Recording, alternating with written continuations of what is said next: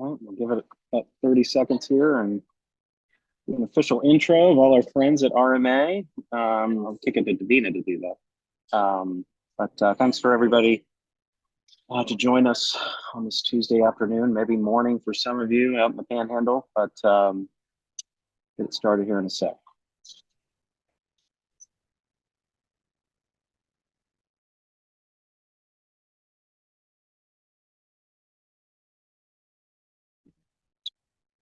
All right, let's go into it. All right, good afternoon, everyone. I'm Tal Coley, CEO of FNGLA, and welcome to a discussion with our colleagues at RMA from a noisy coffee shop in Claremont, at USDA's Risk Management Agency on the upcoming changes to the nursery crop insurance policies, specifically the industry-wide implementation of the Nursery Value Select program, also known as NVS. FNGLA played a part in the development of NVS, working with the agency on what would work best for the industry. A big hat tip to my predecessor, Ben Bileski, on the valuable insights that he was able to provide on behalf of the industry. So Ben, if you're online, thank you, sir. And if you're not, I will certainly thank you when I get off the webinar here. But we have a host of fine individuals from RMA on the program today. I'd like to introduce Davina Lee, who is the director at RMA out of the Valdosta, Georgia office, just north of the border there. I had the chance to visit with Davina and Matt just here recently, I think in the last couple of months, about some of these upcoming changes. So very excited to have Davina and the rest of the RMA team here. I'm sure some of you guys have actually interacted with Davina. She's been in the Valdosta office I think about 20 years or so, right, Davina? Yeah. So probably know a lot of our key stakeholders very well throughout the years. But I've talked enough. Davina, I'm going to pass it to you, and the floor is yours. All right. Thank you. Thanks, Tal. I appreciate it. And thank you all for joining us today. We appreciate you taking the time to hear about some of the recent changes as well as the upcoming changes to the nursery crop insurance programs. We're hoping the design for the program today is to explain those changes as well as answer any questions that you may have regarding those changes. With me from the Valdosta Regional Office are our specialists, Travis Roberts, Rodney Strickland, David Duncan, our senior specialist, Jeannie Lindsay, and our deputy director, Matthew Wilkin. We also have some staff from our Kansas City office, and I'm going to introduce to you Claire White, which some of you all probably already know, and turn it over to you, Claire, for further introductions from our product management division. Great, thanks, Davina.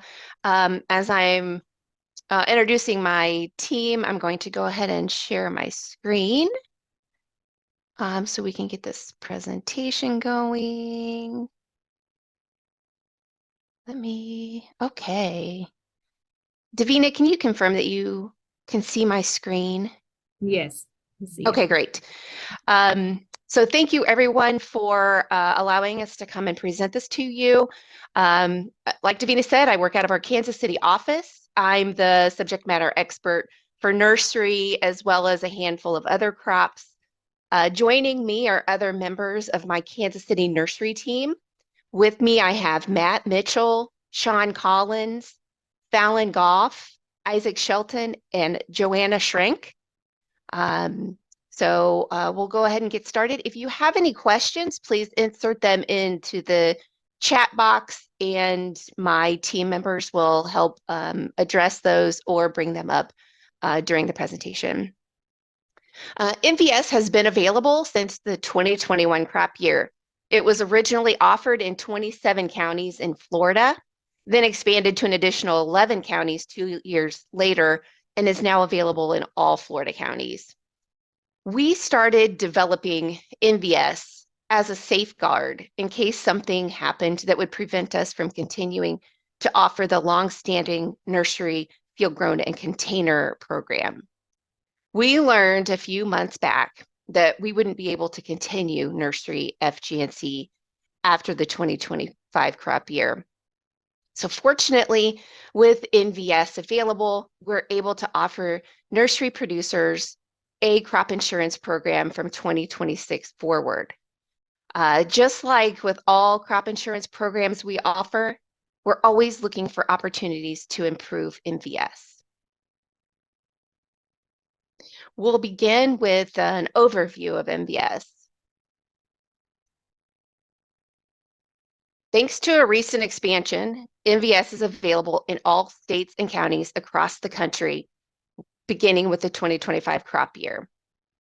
As I mentioned on the previous slide, we received some unexpected news a few months back, and we'll no longer be able to offer the Nursery FG&C program beginning with the 2026 crop year.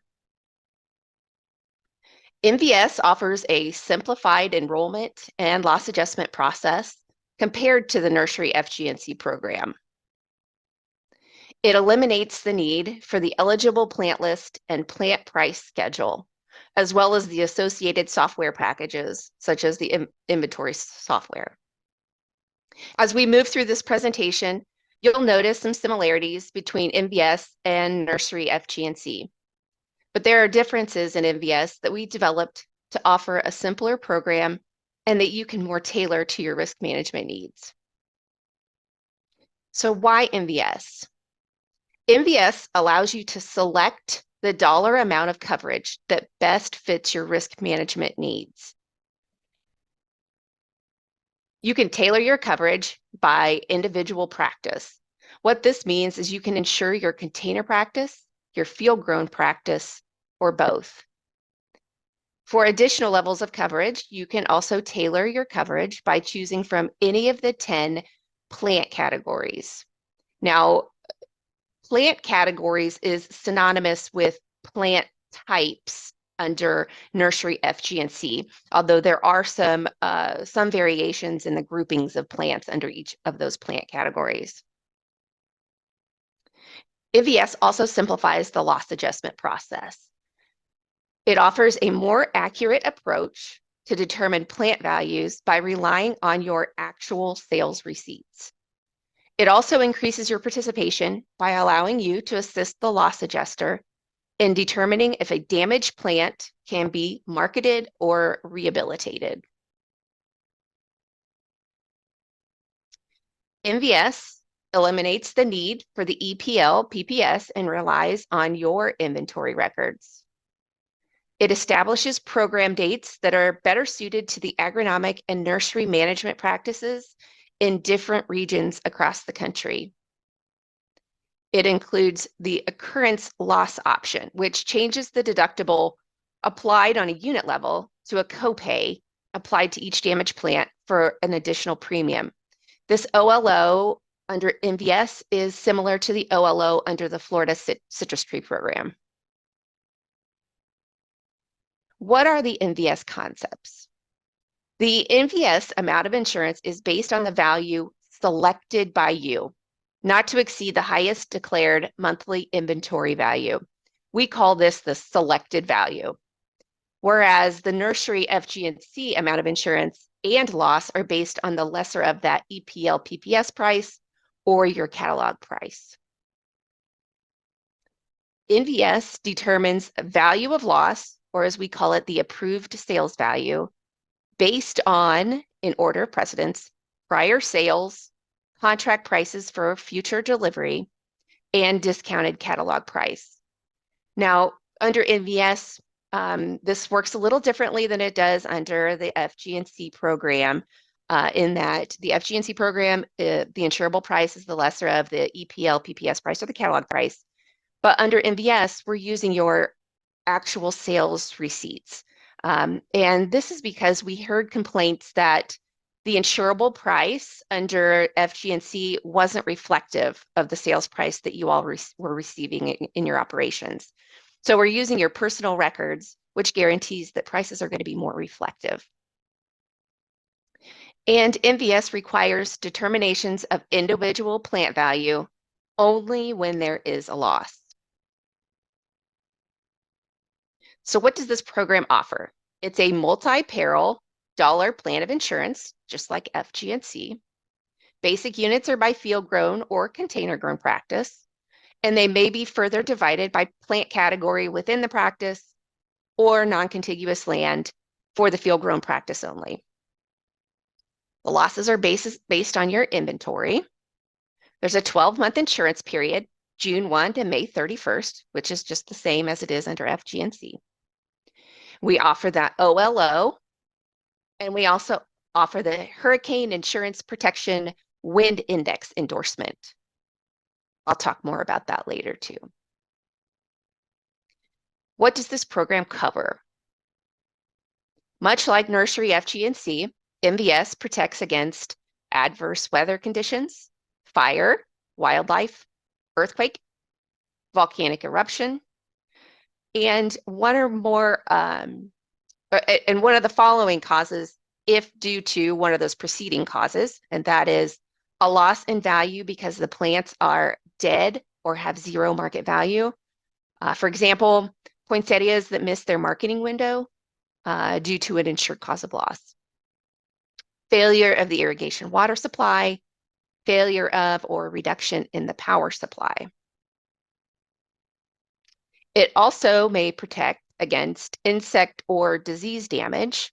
That is, if no effective control measure exists or if allowed by the special provisions in your county. Cold temperatures. Cold temperatures are a covered cause of loss if you have installed adequate control facilities or equipment, and there's a breakdown or failure that cannot be rectified before an insured cause of loss occurred, or the coldest temperature exceeded the capacity of the system.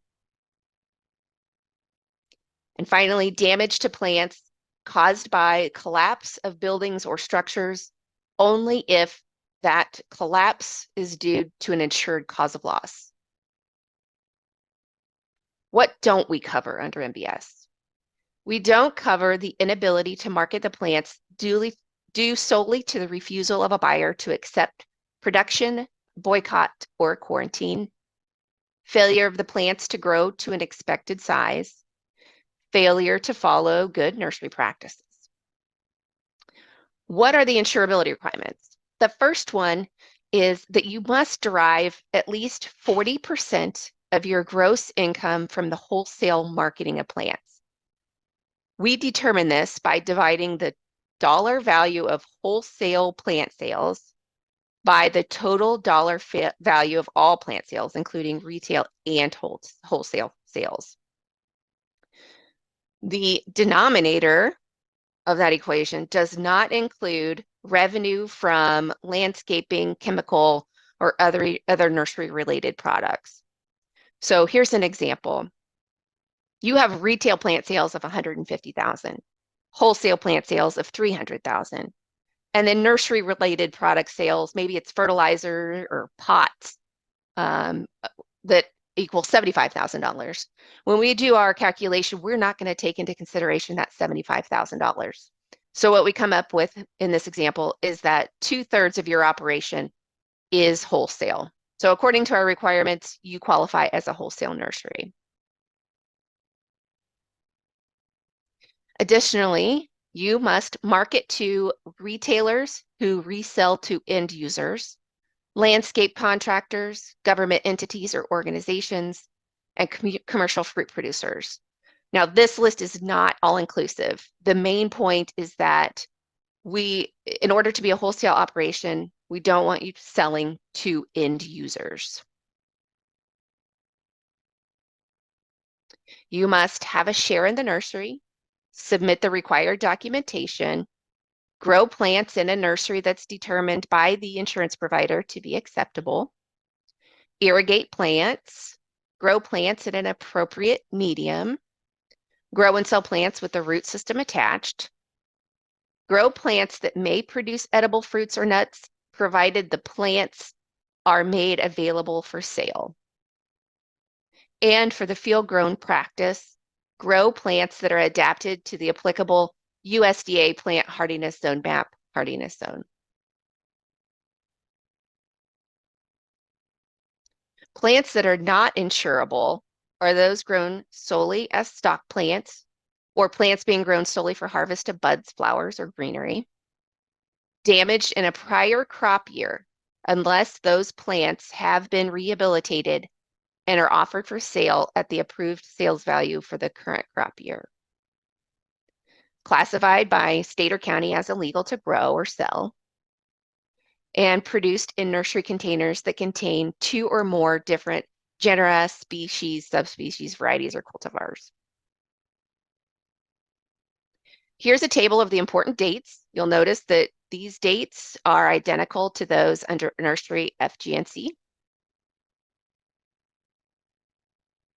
And these dates apply to Gulf Coast states, Atlantic Coast states, and West Virginia.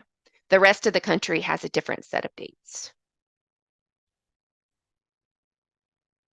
So if you're wanting to transfer from FGNC to NVS for the 2025 crop year, what you'll need to do is cancel your FGNC policy by May 31st and submit your required NVS documentation by the May 1st sales closing date for coverage to begin June 1st, 2024.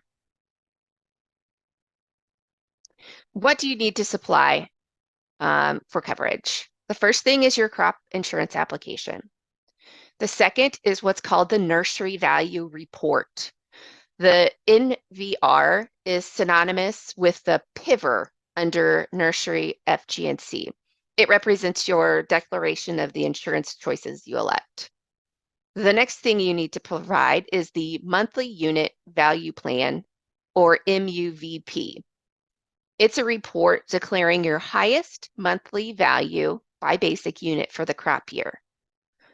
The MUVP needs to be submitted annually only if there are material changes from what you reported the prior year. Otherwise, you do not need to submit the MUVP.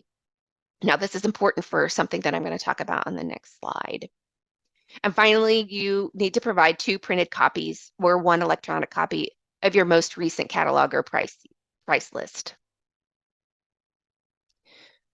What is the deadline?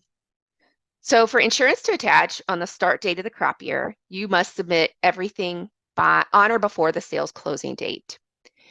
If you are a carryover insured, you must submit all documentation on or before the sales closing date to have coverage for the upcoming crop year. Now, you may recognize that this is a different requirement than under the FGNC program. Under FGNC, if you're a carryover, if you don't provide your documentation by the sales closing date and you provide it, say, middle of July, coverage isn't going to attach until a month after that. And then you owe premium from August through the end of May. But under NVS, we did things a little bit differently. And this was a way that we tried to simplify the program for producers. And that is because they're not required to submit all documentation annually. And that one piece of information they don't have to submit annually is that MUVP. Unless you change your renewal application, coverage will automatically begin at the same coverage level and selected value on June 1st. If you are a new or first-year insured and you're applying for coverage after the sales closing date, insurance does not attach until the 31st day after acceptable documents are filed. And premium is owed from the first day of the month insurance attaches through the end of the crop year. Must I insure all my plants?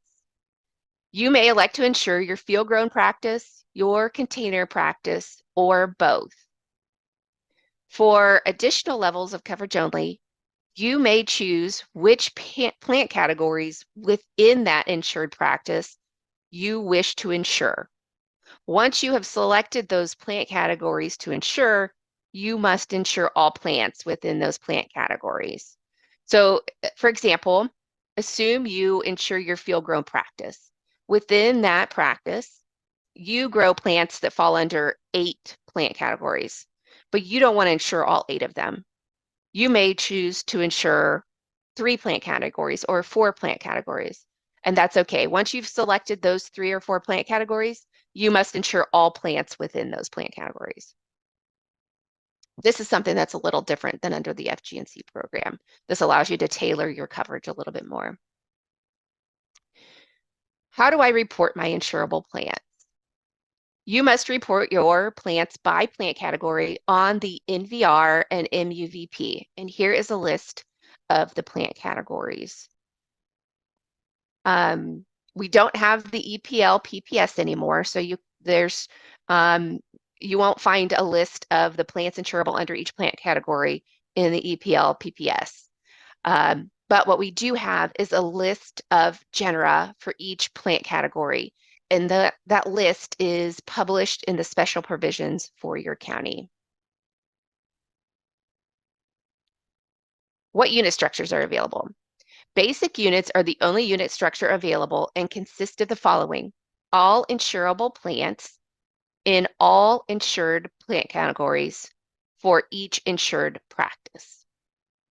Basic units may be further divided by the following. For additional levels of coverage, you may further divide your basic units by plant category or by non-contiguous land for the field-grown practice only. For CAT level of coverage, further division of basic units is not allowed.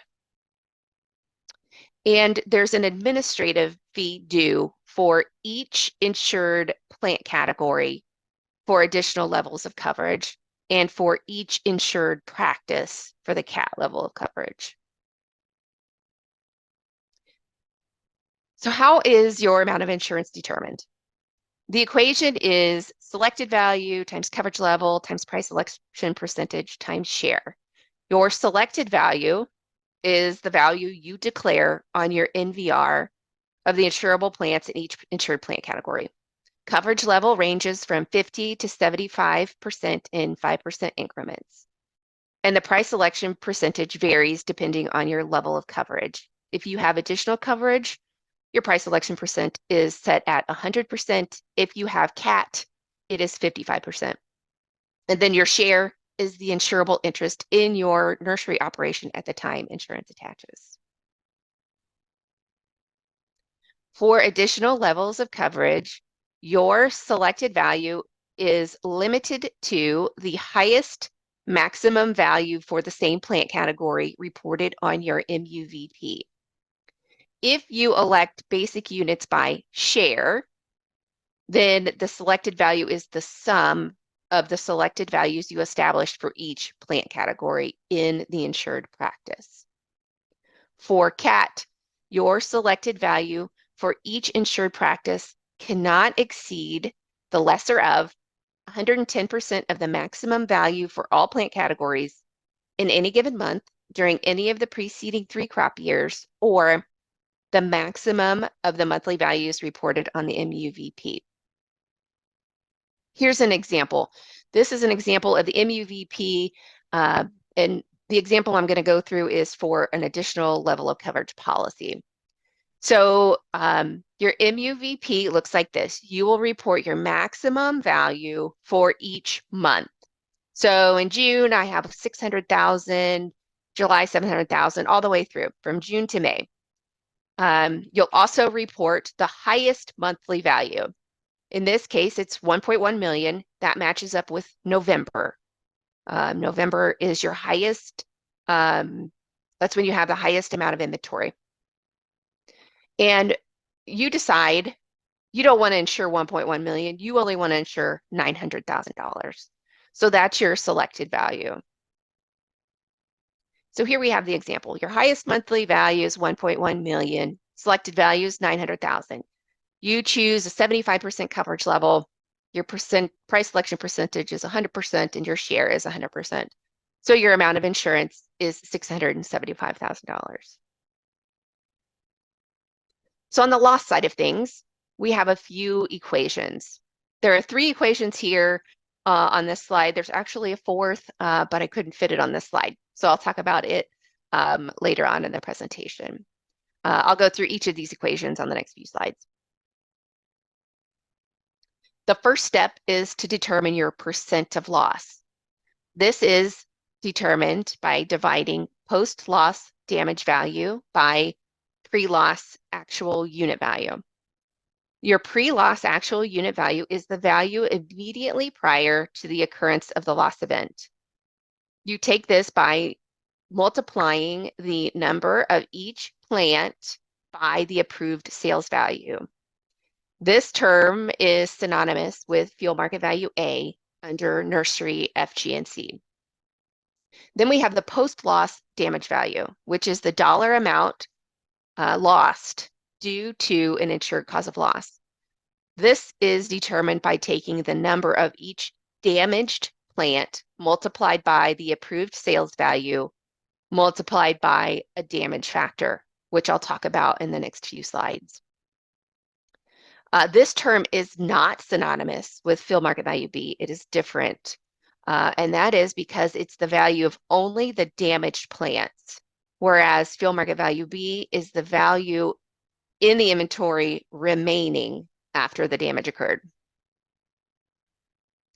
So here are the damage factors. There's two sets of damage factors. One is for the liners and annual plant categories, and then there's another set of factors for all other plant categories.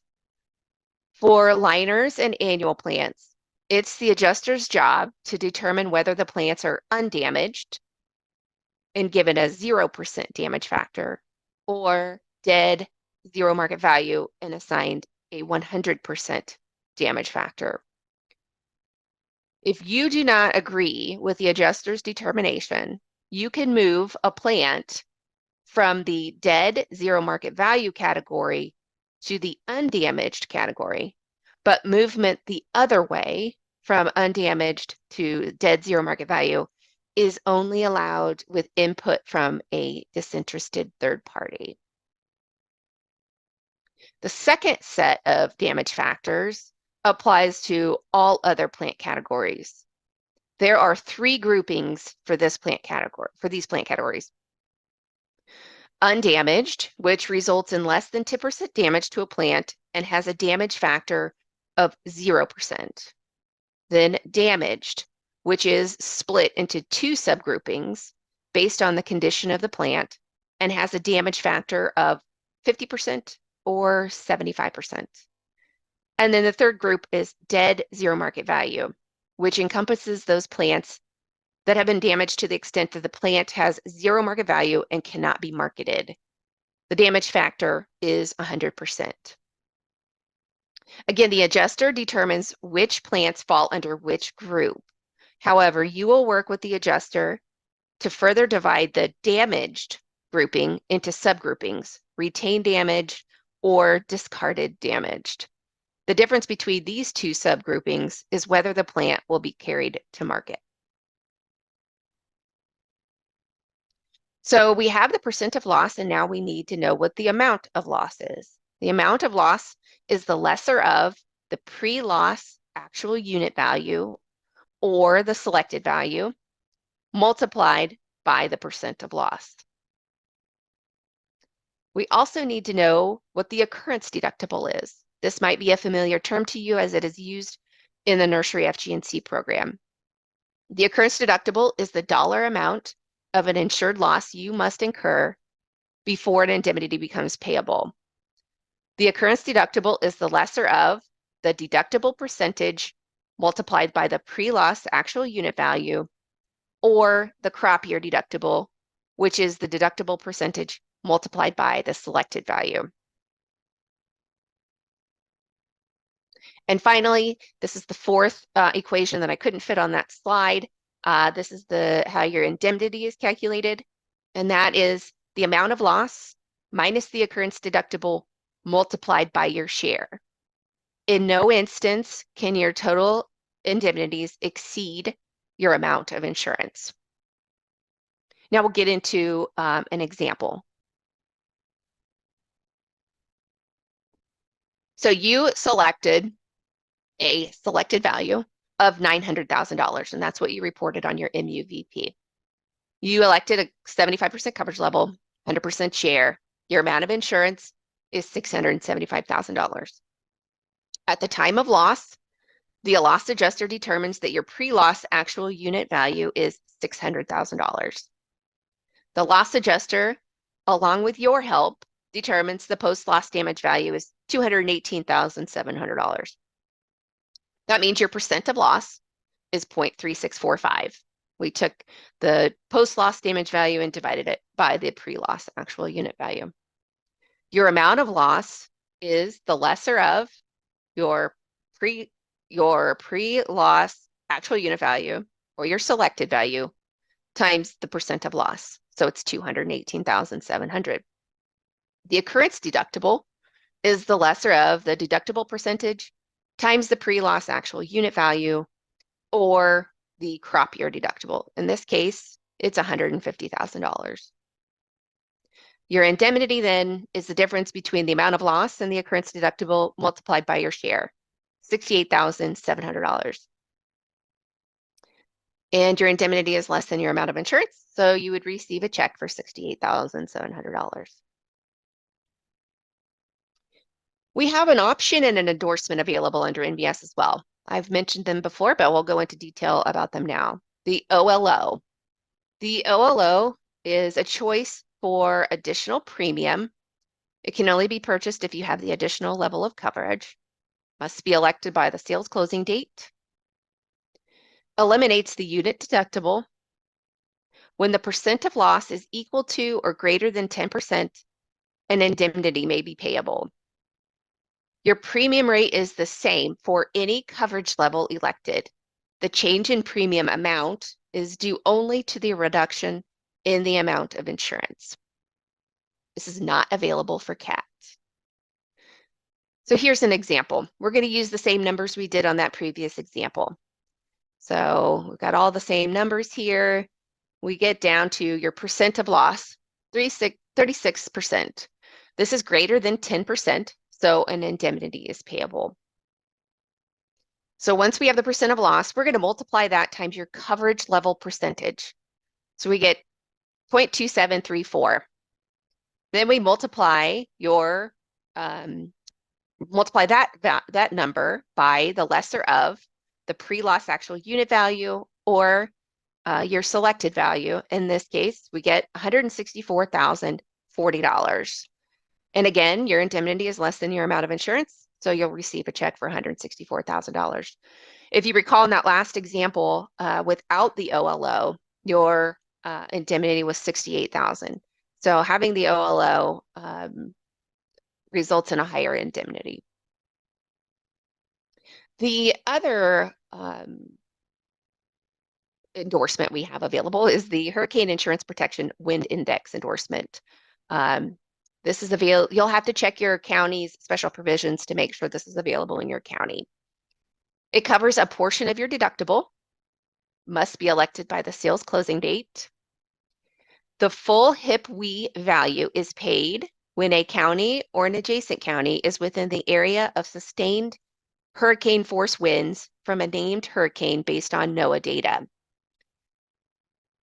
There's also a tropical storm option attached to this. If you elect that, then you'll receive half of the value for the first tropical storm, and then the remaining value if a subsequent tropical storm or hurricane occurs. You do not need to submit a notice of loss. Here's a basic example of HIP-WE. So under NVS, you have a coverage level of 65%. For HIP-WE, your coverage range would be 30%. We're only covering up to that 95% level. So if you had a 55% coverage level under your base policy, your coverage range would be 40%. And then how do you purchase NVS? If you don't already have a crop insurance agent, what you'll want to do is locate one close to you. You can do this by going to this direct link here on the slide, or by going to our homepage, clicking the Find an Agent link, which is at the top right of the homepage. Then the next page will pop up. You'll see Agent Locator, and you'll click that link there that says Find Local Insurance Agents with the RMA Agent Locator. Once you are on that site, there's some filtering you can do to hone in on an agent who is close to you and who sells the products that you're looking for. You can also find more information about NVS on this link here at the top of your screen. You can also go to our homepage, click the drop-down arrow next to topics. In that drop-down menu, there's a list of probably 20 or 30 topics. You'll click on Nursery, and then from there, you can navigate to the Nursery Value Select page. On that page, you'll find crop revisions, handbooks, fact sheet, frequently asked questions. There's also a short little video about NVS. Lots of information there where you can learn more about the program. And just as a reminder, NVS will be the only nursery program available for beginning with 2026. So if you do not transfer over to NVS for the 2025 crop year, you want to make sure you do that ahead of the 2026 crop year to ensure that you are still covered. And that concludes my presentation. Thank you for the opportunity to present this. I think there may be some questions in the chat. I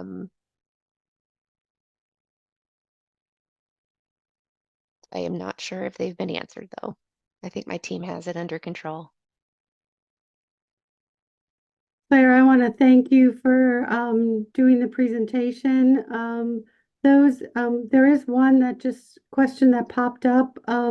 Those of you that are on with us, if you have questions, please put them in the Q&A or the chat, and that way the team is here to address them. Claire, do you want to have your team join on camera, or do you just want to have them address the questions? If they would like to turn their cameras on, feel free. I'm not sure if they want to address the questions verbally or if they're putting them in the chat.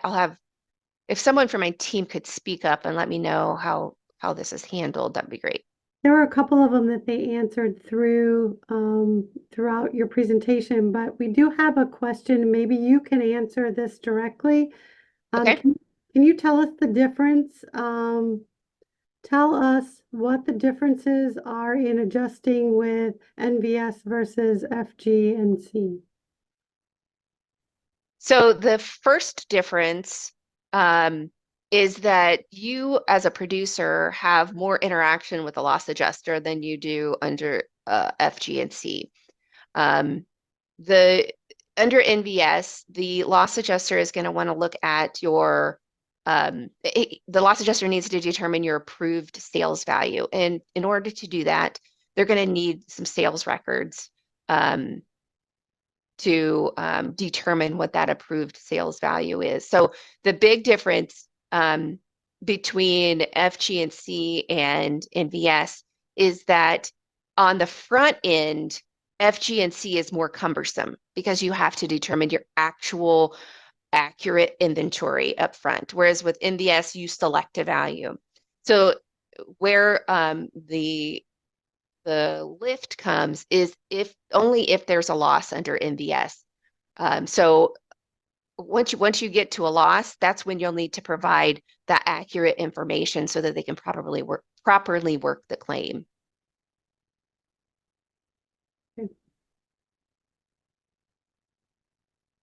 Any other questions for the team or Claire directly? We'll give it a couple minutes, and if not, we'll sign off. This information will be available for us to send out to our members, and I'm sure Claire or any of the team would be happy to answer any questions after the webinar. We have one other question that just came in. If an existing nursery policy holder does not apply or renew their NVS policy by May 1st sales closing date, they are not eligible for crop insurance for the entire upcoming year? Question. For example, they provide renewal documents on May 2nd. They have no insurance for the upcoming year? Question. That's two. That is a good question. So when I mentioned new insured and carryover with respect to NVS, we would consider you a new insured if you're coming into NVS for the first year. So if you have never purchased NVS before and you come in on May 2nd, that is okay for the first year. But if you come in May 2nd on your renewal year, then you will not have insurance for the upcoming year. So for the first year you purchase NVS, you can come in at any time. It's just your renewal years that you need to have everything in by the sales closing date. Now, if you provide as a carryover insured, if you provide all your information by the sales closing date and something is not acceptable, then your insurance provider will let you know what needs to be fixed, and you will have an opportunity to submit updated acceptable documentation, and then insurance will begin 30 days after that. But you want to make sure you get all your documentation in by sales closing date if you are a carryover insured.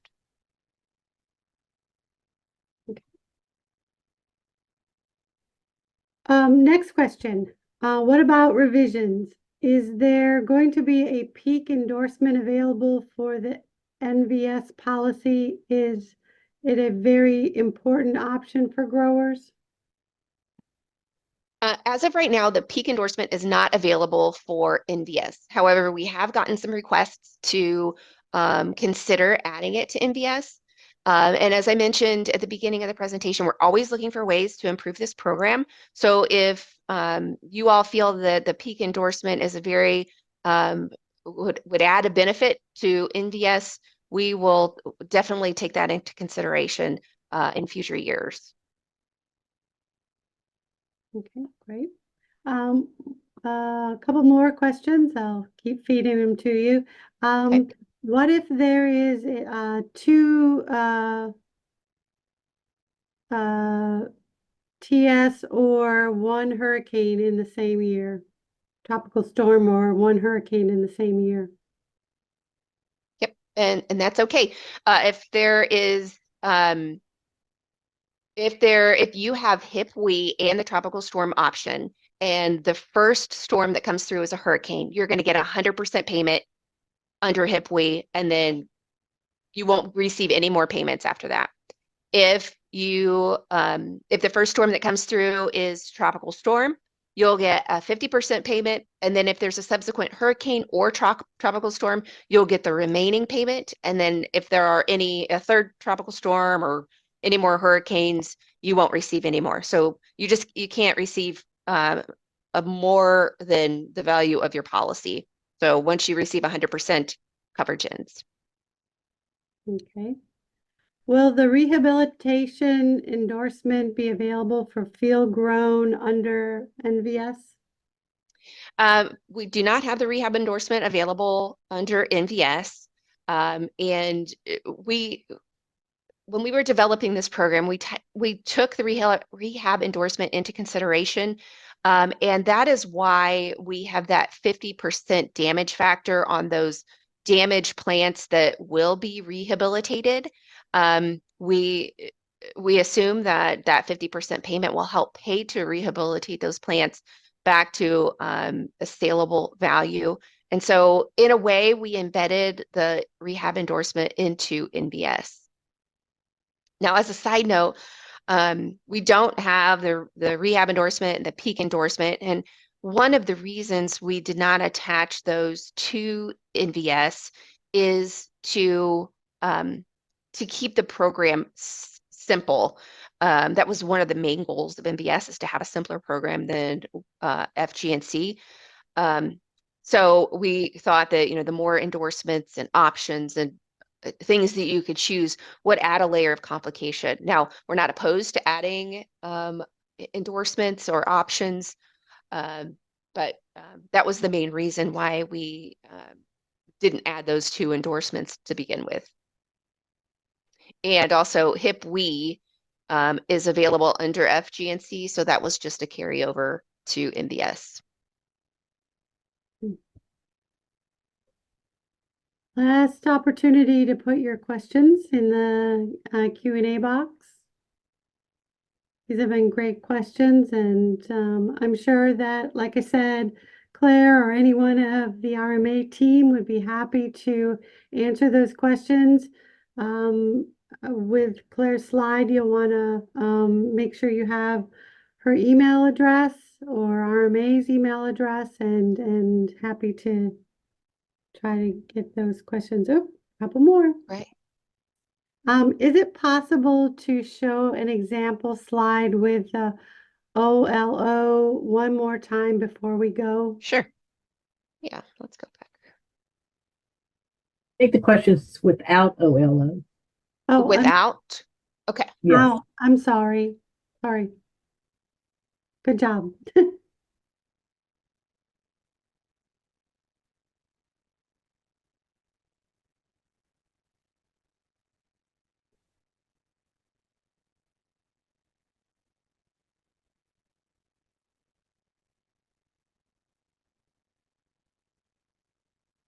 Should I walk through the example again?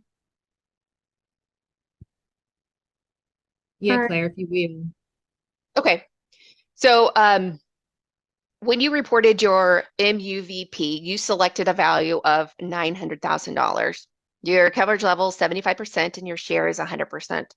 The amount of insurance is $675,000. We determined that by taking the selected value by coverage level, by share, and also price selection percentage, which is 100% in this case.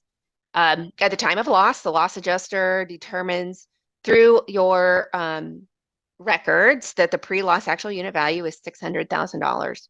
So that means between when you reported your selected value and the time of loss, there was a fluctuation in your inventory. Then the loss adjuster, with your help, determines the post-loss damage. That loss is and your amount of loss is the lesser of the pre-loss actual unit value or the selected value multiplied by the percent of loss. Then the occurrence deductible is the lesser of the deductible percentage, which is 1 minus the 75% coverage level, times the pre-loss actual unit value, or the crop year deductible, which is the deductible percentage times the selected value. And your indemnity is then the difference between amount of loss and the occurrence deductible. And then your indemnity is less than the amount of insurance, so you are receiving an indemnity of $68,700. Now, if there's a subsequent loss, we would subtract out that indemnity from your that indemnity, so that you're not. We have to lower your amount of insurance every time you have a loss. The next question that came in, what if a plant genus is not in the special provisions? Is the plant insurable?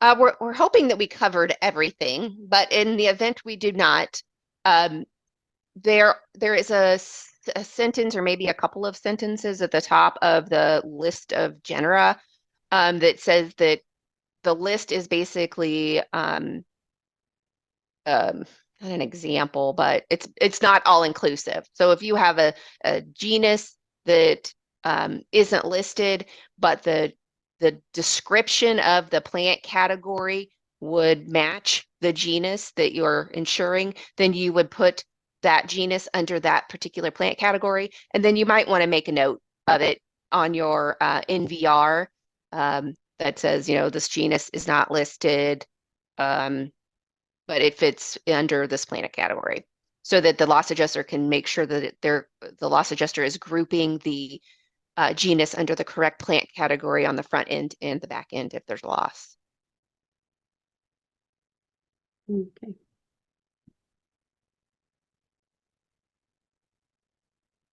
Okay, we'll give it just one more minute. We've got another question. We'll give it one more minute and then thank the team. I'm going to go back to the last slide where it has my contact information. Feel free to email either one of those email addresses, but if you email the KC Nursery email, that might be a better option as my whole team receives that email. So if you were to just send it to me and maybe I'm out of the office for a day or two or a week, the other members of my team won't see it and we won't be able to get back to you as quickly. So it might be best to send it to that rma.kc.nursery email address. Okay, we keep getting ready to sign off, and there's one more question. There is a lot of foliage plants that are categorized as some types or as other types, such as broadleaf, evergreen, etc. Is there any sort of room for interpretation here, or if the genus is in a type, that is where it goes? There are some there's some wiggle room there. And I don't have the language up right now, but I know at the top of the special provision statement, it says something like, this is a guide. I think that's what we say. The listing is a guide to help you categorize your genera. But again, if you feel like it should fall under a different plant category, make a note of that on your NVR. And also, if you feel strongly that we have miscategorized a genus or multiple genera, please email us and let us know, and we'll make sure that we resolve the issue. Okay, great. Well, thank you again, Claire, for all the great information and your team. I know there'll probably be more questions that come up as this program is rolled out, and we thank you again for being here. So, You're welcome. Thank you for the opportunity. all right. We're going to sign off now.